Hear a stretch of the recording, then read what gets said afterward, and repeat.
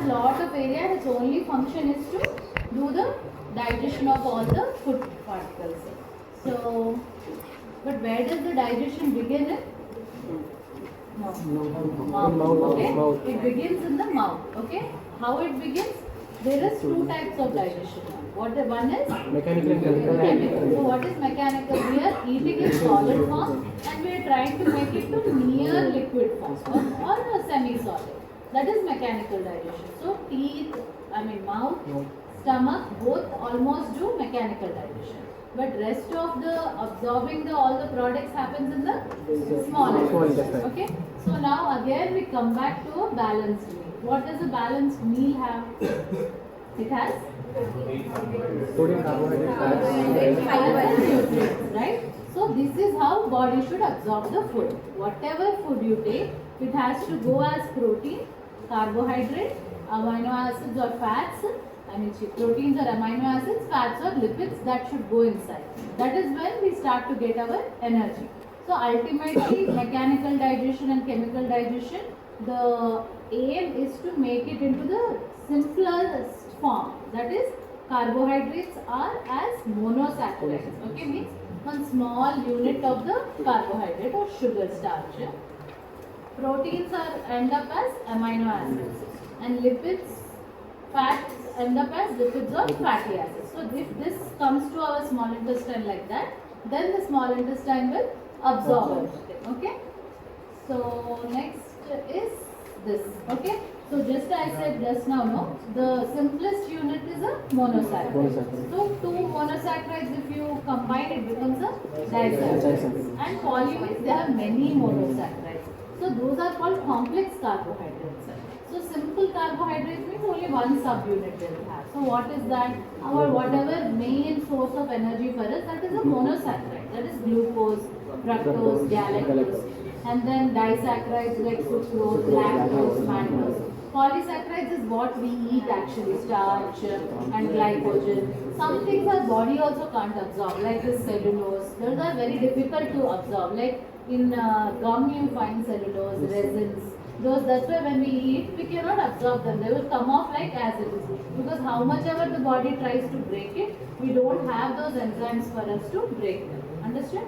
So now, what you need to remember here or write in your exam is what happens in the small intestine. That is, it does chemical digestion, and what are the various products which are absorbed. So first is carbohydrates. So any answer which you are writing in your exam should have headings. Headings only will fetch you points. No examiner will read all the answer what you wrote, like those memes and all will be inside. They'll write cinema story, but heading will be correct. That is really actually important. Okay, so you have to write correct headings. So when you are given the role of digestion in small intestine, if you can write the proper headings. First heading is it does chemical digestion. Second is what it digests, carbohydrates.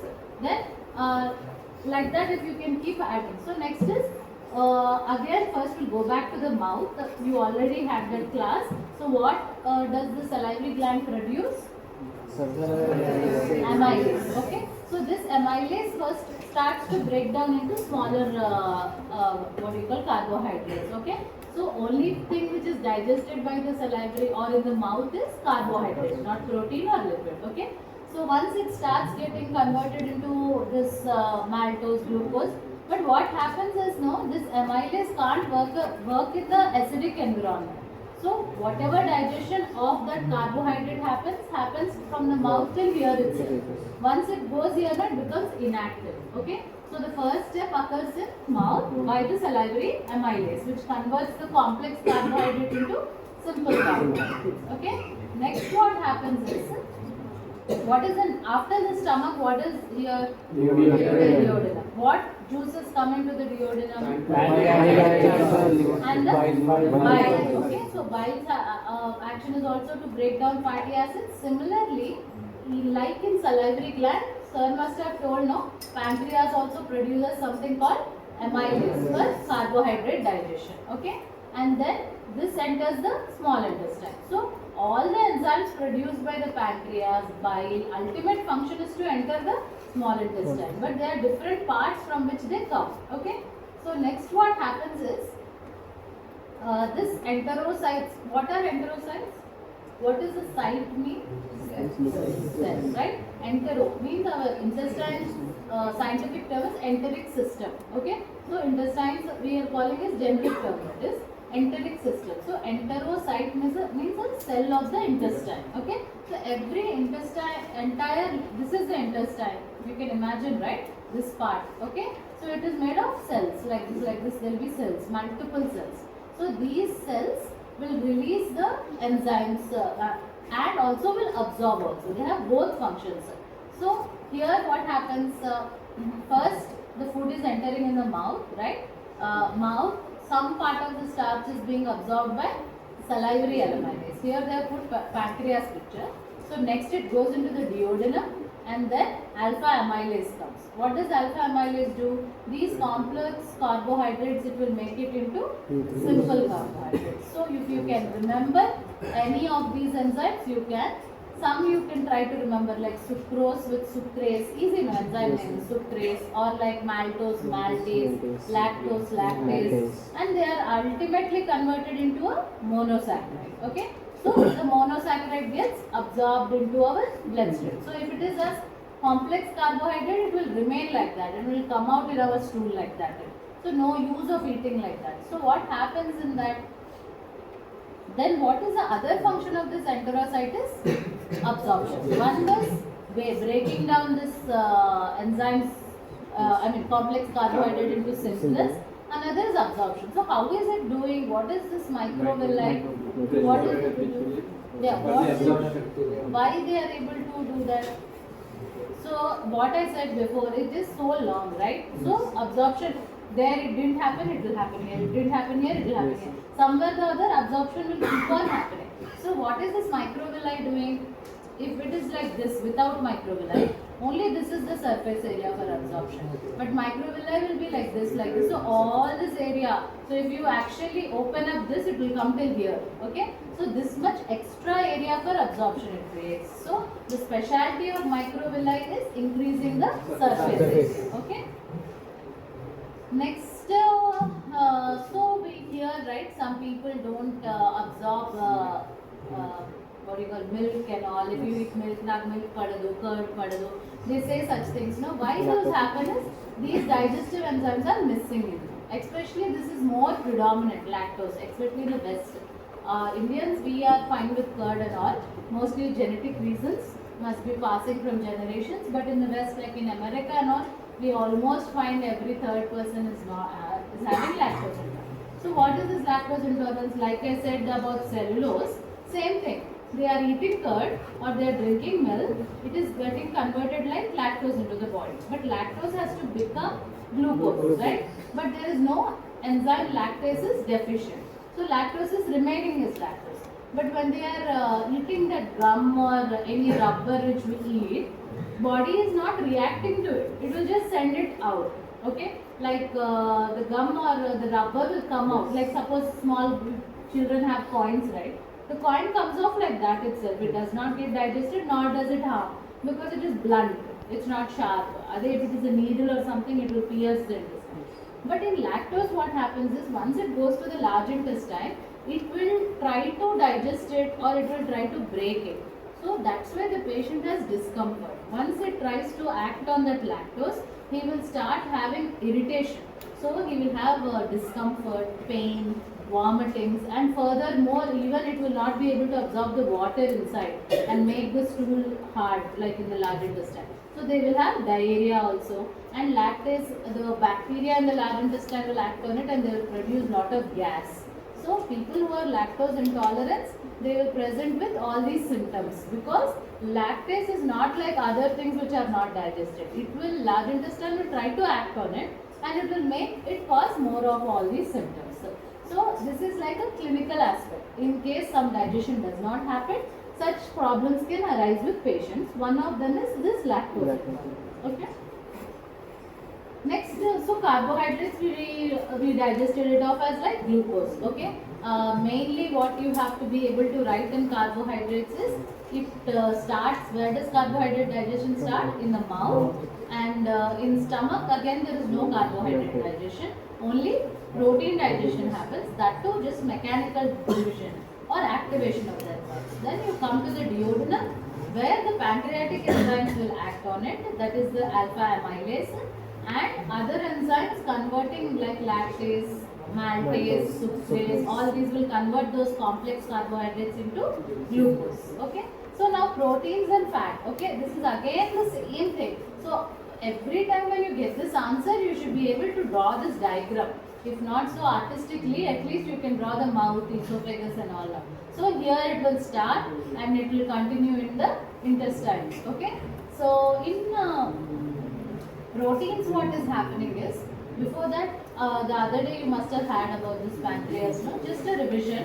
There are two types of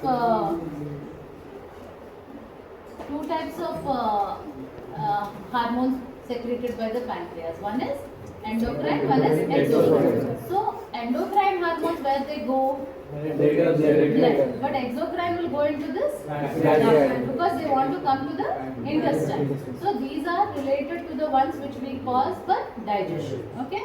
So this also you read the other day, right? Pancreatic juice, majorly it has 3 types of enzymes. So that is why pancreas is very useful. Someone is talking, please sleep. If you don't want to listen, that's really okay with me. Just you can lie down, okay? So still I can hear. What is so important?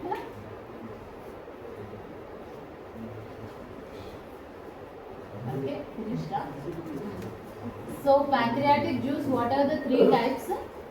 Proteolytic enzymes for proteins, lipolytic enzymes for fats, and this amylase which we were talking about. So if you can't remember, please man, who is there talking? Last bench, please sleep. No, after my class it will be done in 10 minutes. You can talk, okay? So this these enzymes, no need to remember all of them. Okay, again try to remember 2, 3 or 4. Like trypsin and chymotrypsin are important. Okay. Similarly, in lipolytic enzymes, try to remember the lipase. That is easy to just add the word pancreas in front of it. Pancreatic lipase. Okay. And if you can remember, try phospholipase also. So again, lipase itself. So the important word we have to remember is lipase. Okay. So pancreatic lipase, phospholipase. In proteolytic enzymes, you have to remember trypsin and chymotrypsin. And in this, you will anyway remember amylase. Okay. So, like you know, what happens in the stomach is they are converted into some simpler polypeptides, but ultimately they should be converted into amino acids. So that's why I said just try to remember. You can, even if you draw one diagram like this, you're almost explaining the digestion which happens in proteins. So proteins converted by pepsin to simpler polypeptides. Polypeptides again to amino acids by these enzymes and peptidases. So that is easy, right? So last is lipids. So in lipids, what happened? We learned the other day how they are converted emulsification. That is done by bile. Okay. But again we have other enzymes which all are almost produced by the pancreas. So ultimately all forms of fats, that is triglycerides or phospholipids or cholesterol, has to become fatty acids. Okay. So that's why I said try to remember pancreatic lipase and phospholipase. If you can remember, try this. Okay. That is cholesterols are also a type of fat. So they have to be digested. So if you can remember, try to remember this cholesterol ester hydrolysis. But see, if these names are complex for you, you have to just remember that you have to put carbohydrates, glucose, proteins as amino acids, fats as fatty acids. Simple. Okay, just try to write some enzymes names in each one of them. Amylase, trypsin and chymotrypsin, and pepsin also is important. Pepsin, trypsin, chymotrypsin and lipases. So simple words, if you can take this today before your exam, you can just read that. So amylase, lipase and pepsin, trypsin and chymotrypsin. These are the things you should remember, and always easy to write even if you don't read even before your exam. This is what we eat every day now. So you needn't read about it, right? Carbohydrates, fats and proteins. You want to digest them, you need to make it into simpler parts. So where what is coming, if you try to recollect, that's it. There is nothing to read and write. It's not so complex like rest of the physiology which you are going to have, like in muscles, skeletal system, lung, brain. Those are very complex things. So such things you should not try to waste your memory power and also your time. Okay. So what does this regulation mean? Okay, what is regulation?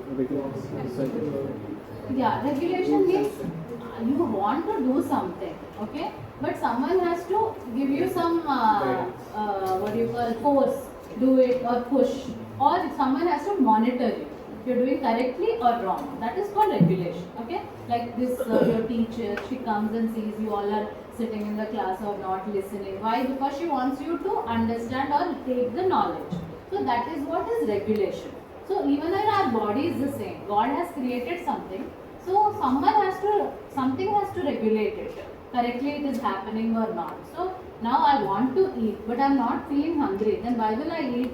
I'll think, okay, I'll spend time, I'll go here, there. But I feel like eating because someone is telling me from my brain, no, you have to eat, you're feeling hungry. So same, that is called regulation.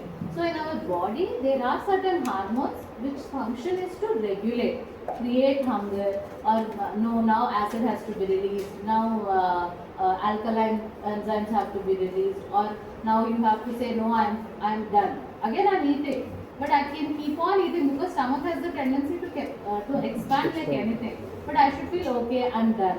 So that happens when you are regulated by certain enzymes. So in the digestive system, this happens all around the body. Like if you keep on running, your muscles will tell you I'm tired. That is also a type of regulation. But here we are talking only about the digestive system regulation. So one important enzyme you have to remember is ghrelin. Okay, ghrelin will start our hunger. This is usually released in the stomach. Same way gastrin. Gastrin water, now food has come, you have to release acid, you have to make it acidic, you have to make it acidic. Okay. Same way secretin. No, you have to make it alkaline, you have to make it, it's too acid, it's lot of acid, you have to make it alkaline. Cholecystokinin also, it will push the gallbladder. Release bile, I need to make it alkaline, there's a lot of acid here. So you should always, when you are in digestive system, try to imagine like those things which are coming up in social media, like those molecules of food, they come same way it is. Oh, I'm feeling very acidic, create an alkaline environment. That is by secretin and cholesterol. So now the food has come here. Now enough, I'm not hungry anymore. So those are these GLP-1 and polypeptides. Okay. So remember ghrelin, gastrin, secretin and cholecystokinin. Okay. Though they are little difficult names, try to put some mnemonics for them. You know what is a mnemonic, right? Mnemonic means make something funny out of things which are complex to remember things. Okay. So like we don't have any mnemonics because we see in and out, no, GI. But you can make so many funny things. You must have had them. Okay, I'll try next time. So ghrelin is for hunger. So gastrin is for acid secretion. Secretin and cholecystokinin is to make it alkaline. Okay. Next, that's it. That is the small intestine. So in small intestine, only if they ask an answer, important is it is a chemical digestion which happens. Carbohydrates, fats and lipids. What are the enzymes, where they are released and where their function comes. And finally, regulation is also important because if you don't regulate, now everything will go haphazard. Now large intestine basically does not have much of functions like I told first class. Main function is to make stool. So whatever water is left in all the things which comes out from the small intestine is absorbed to make it hard stool and storage again, because you don't want to defecate all the time. Stool is created, I have to run to the bathroom. That's not how it happens, right? You have to get that urge to defecate when your intestines are full. So storage, till then it will be stored in the sigmoid part of the colon, and then this bacteria which I was telling, certain substances are like very difficult to digest, like fiber and other enzymes. So what these bacteria do is they digest those also and help to take some small micronutrients from it, and the bacteria, because of their fermentation, they produce gas. So only 4-5 functions of the large intestine is absorb water, stasis, and the bacteria help in digestion of fiber and produce intestinal gas. Okay, and that's all. It helps in also propulsion. Rectum and anus, what they do, storage is done by the sigmoid colon. Rectum and anus, once they get signals from the brain, I have to defecate, they will contract and will push the stool up. Okay, that's it. So today's class and you have gut microbiome and movements of the absorption left. We mostly will cover it in the anatomy of the GI system, or we'll take one extra class. Okay, so any doubts?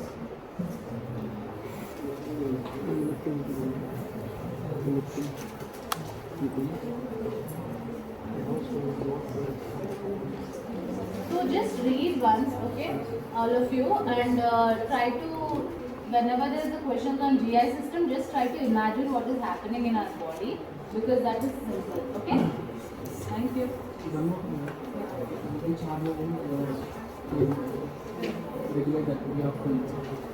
That is these peptides. PPY and last small intestine they cover. If you can remember, you can remember GLP-1, 2 and this PPYs actually. Okay, so just try to remember PPYs. Okay, but the thing is why ghrelin is important and not these are not so active. Like just because they are released, I don't feel so much excited. But ghrelin creates hunger, so that's a you should not miss that.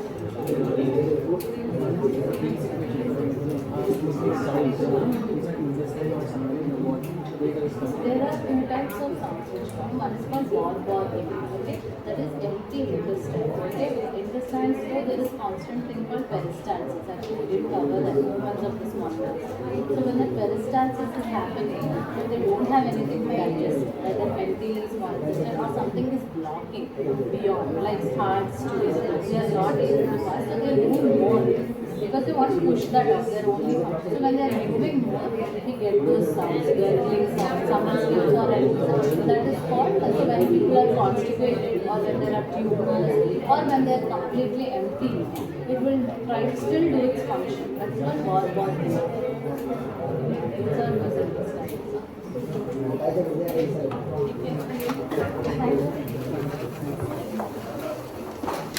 Thank you.